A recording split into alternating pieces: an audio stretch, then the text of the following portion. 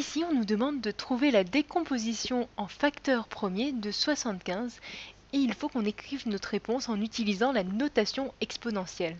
Alors, il y a plusieurs choses intéressantes ici.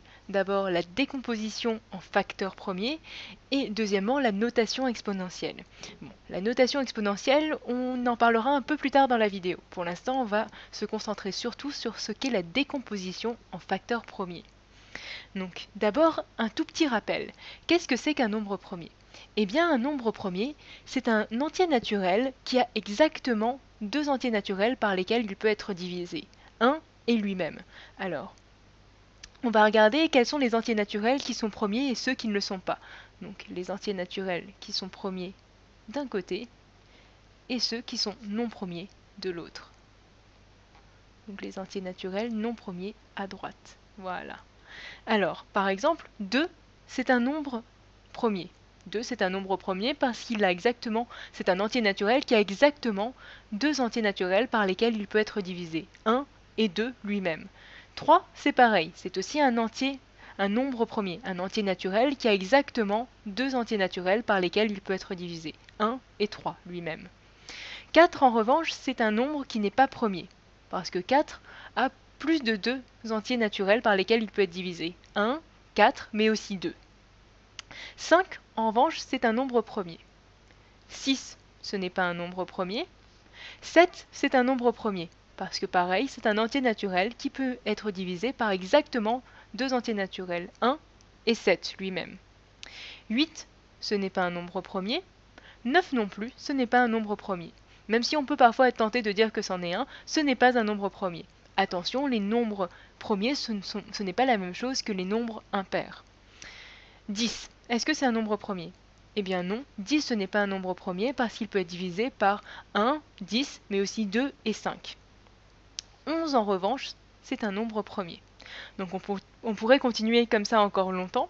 Il y a par exemple des gens qui ont écrit des programmes informatiques qui permettent de trouver le plus grand nombre premier qui existe, mais nous on va s'arrêter là.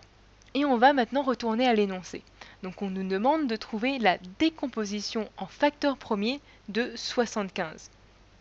Qu'est-ce que ça veut dire, la décomposition en facteurs premiers de 75?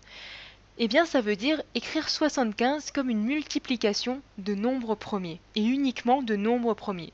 Ça veut dire décomposer 75 en une multiplication qui utilise seulement des nombres premiers. Donc pour ça, on va utiliser ce qu'on appelle un arbre de décomposition en facteurs premiers.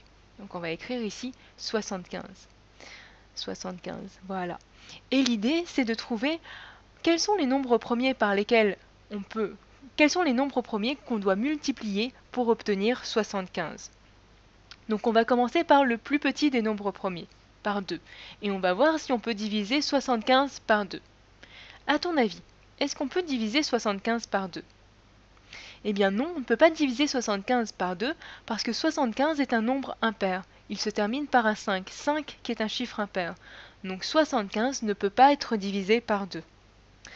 Alors, on passe au nombre premier suivant, 3. Est-ce que 75 peut être divisé par 3? Alors pour ça, il faut regarder la somme des chiffres qui constituent 75. 7 et 5. 7 plus 5, ça fait 12. Et 12, c'est bien divisible par 3. Si tu veux vérifier, tu peux faire 1 plus 2 qui font 3. Et 3, c'est bien divisible par 3. Donc on peut dire que 75, c'est divisible par 3, qui est un nombre premier. Il reste à trouver par quoi il faut multiplier 3 pour obtenir 75. Bien en fait, il faut multiplier 3 par 25 pour obtenir 75.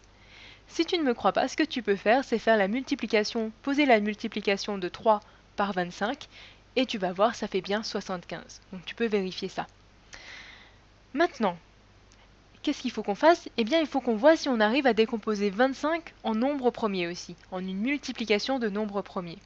Alors, on recommence, on cherche le plus petit nombre premier, on regarde si 25 on peut le diviser par ce plus petit des nombres premiers qui est 2.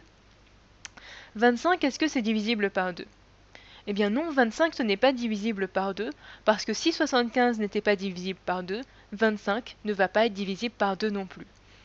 Sinon, tu peux aussi dire que 25 est aussi un nombre impair, puisqu'il se termine par un 5, et que donc 25 ne peut pas être divisé par 2.